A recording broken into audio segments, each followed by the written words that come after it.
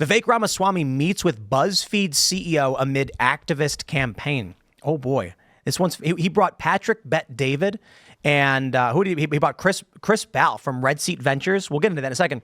The news is Vivek Ramaswamy and BuzzFeed CEO Jonah Peretti recently met for more than an hour to discuss the former presidential candidate's activist campaign against the media company. He's turning the company around. Come on. I love that his thing is like, I think we can save you. And they're like, he's against them. Yeah.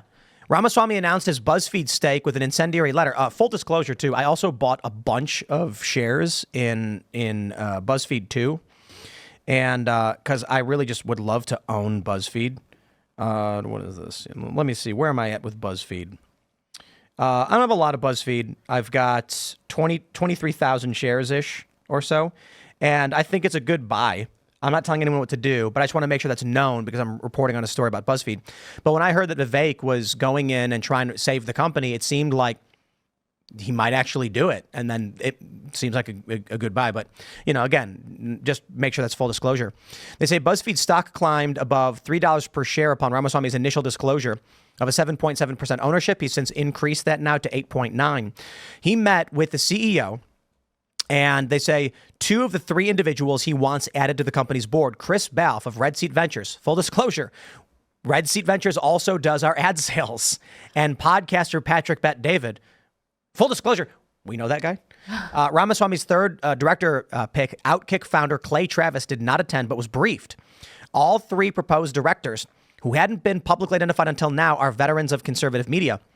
Ramaswamy claimed in the meeting that several former BuzzFeed employees and early investors reached out to him saying the company needed change. He also got reminded that shareholders would likely need to vote on any major change. Now, Ramaswamy's got 9%, and he's asking for a 37.5% piece of the board. Ramaswamy tells Axios the meeting was constructive.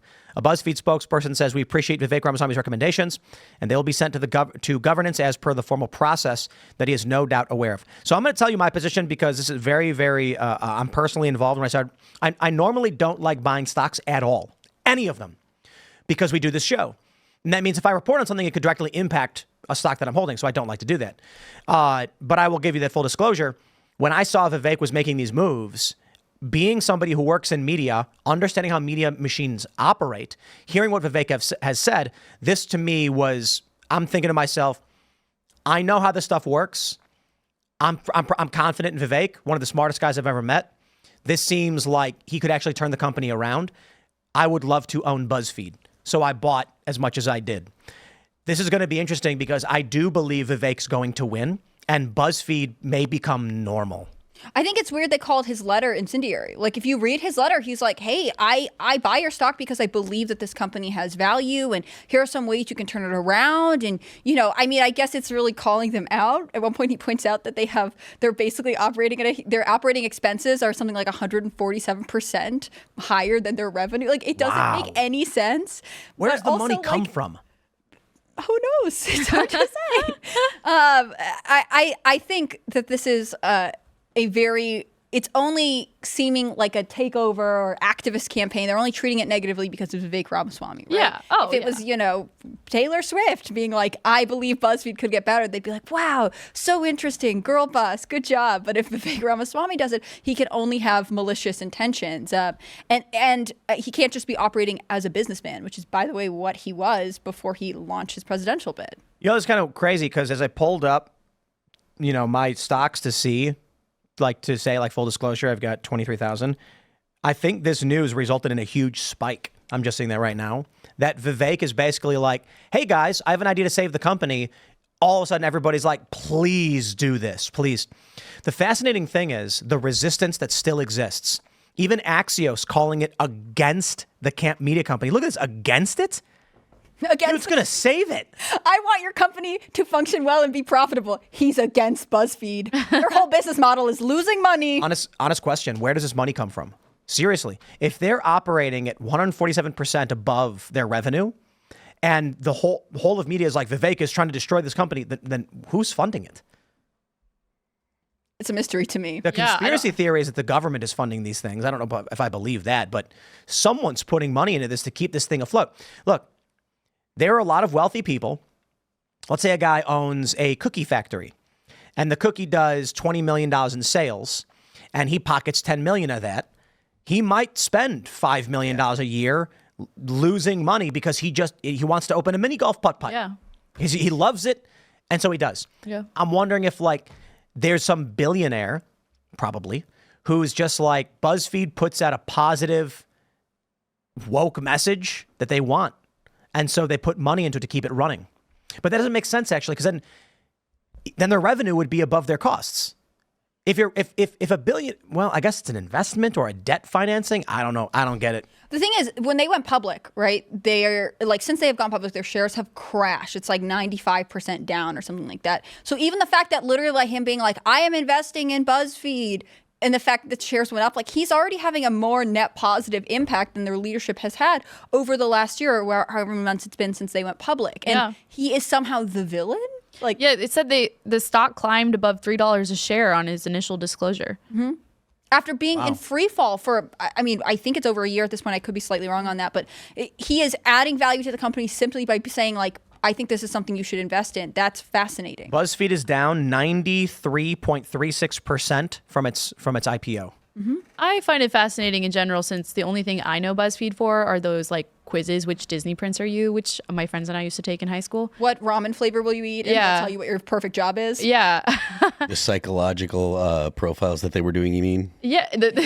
Yes. It's just like Maybe nonsense. that's it. That's exactly what they were. But they've never produced real journalism. They've only done like hit pieces, right? They did have some big stories come out of BuzzFeed News. They were the first on a couple. I mean, the Harvey Weinstein story at one point, didn't they? Oh, were they? Like, there's a Okay. couple. And again, I would direct everyone to Vivek Ramaswamy's letter, because he points that out. Like, he was like, at one time you did have some, I think of them as listicles too, but they did have a couple big stories. But they shut down BuzzFeed News over a year ago. It was like April of last year, I think. Yeah.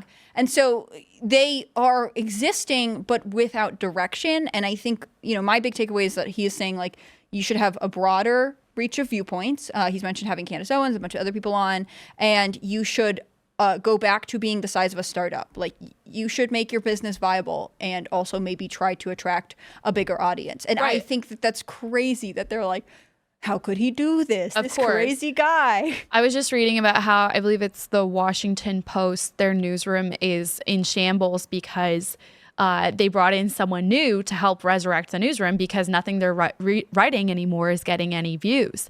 And the fact of the matter is, I mean, I work for conservative news outlets. I've worked for conservative news outlets for the past like 6 or 7 years.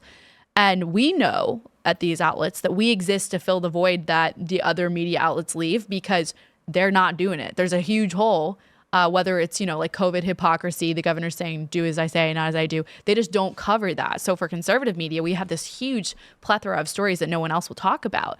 But for BuzzFeed, all they have to do is tell the truth, and they will get lots of readership. They will get lots of views, because people want that. They don't want to read, for example, the Daily Caller if they're not conservative. They want a truthful source that's not going to push them the wrong way. And so I think there's a huge gap here for, the so-called moderates that are looking for a news outlet that is truthful and honest, but we just don't have that anymore. It doesn't exist. Yeah. And I mean, and I'm not saying conservative outlets are not truthful and honest. I just think there's a huge population that's just not even going to read that.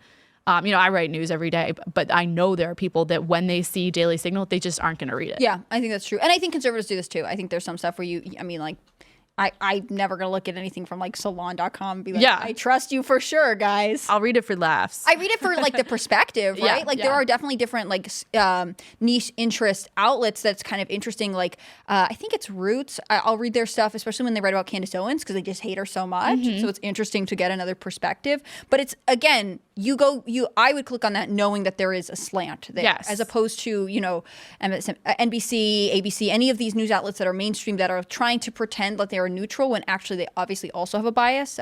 They're more deceptive than something that is like, no, we are conservative and that's our bent. Let me just pull up some of what BuzzFeed is currently working on.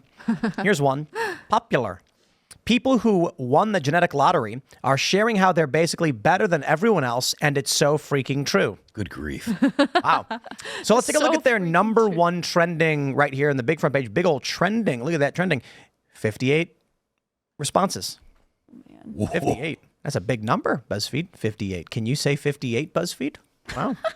The most cringy moments in the history of film. There were number one is that, Wow. but the one with Mindy Kaling has 67 engagements. I'm not sure how they decide what's trending. Trending number one here. It says, here are the celebs who were spotted at Taylor Swift's Eras Tour in London.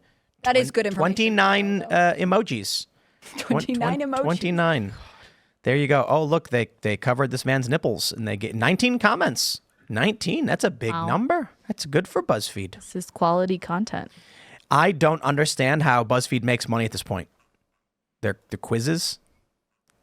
What if their quizzes are just like $1 billion industry, but then they wouldn't be operating the way they are? I don't understand it at all. But I don't understand Jonah Peretti. Like, it feels like BuzzFeed is dead. There was this when I was, because I've covered it a little. I've been covering Vivek's, apparently hostile takeover of BuzzFeed, since he kind of announced it, and I find it really interesting because at one point I was reading the statement from Peretti where he's effectively saying to the board, like, they've been losing money, their stock price is down. He's like, don't worry, I'm gonna start making money. I'm gonna start taking that more seriously. Don't worry, guys. Like, how are you still? Why did you not get fired? Yeah. Who was on the board where they're like, this guy is, well, we'll just hang on. We'll keep giving him chances. They've had multiple rounds of mass layoffs. Right. I mean, that does lend credence to Tim's theory that there's someone that just doesn't really care that they're losing money and is willing to bankroll it. I guess.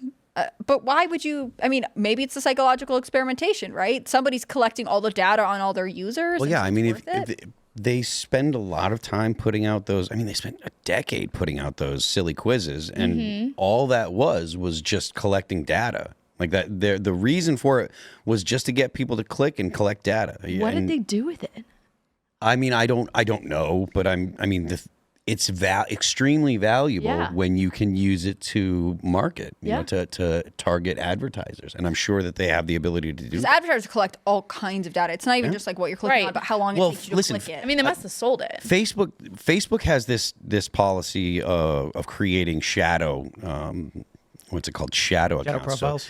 So when you approve Facebook or Instagram or Messenger to get all of your contacts from your phone, they take everything and then they keep that data. And then anytime someone else allows them to have all the data in their phone, they go ahead and they match up numbers and names that correspond. If they have two different phones with the same name and number, they create a profile for that person, and then they'll start doing things like looking for people to check those people into places. So they will literally track your location even if you don't have a Facebook account. If you've never had one, they still do this to this day, and it's a constant thing that's going on. This is not new. This is consistent. So the idea, like the amount of data that organizations like Facebook, Google have is beyond human comprehension.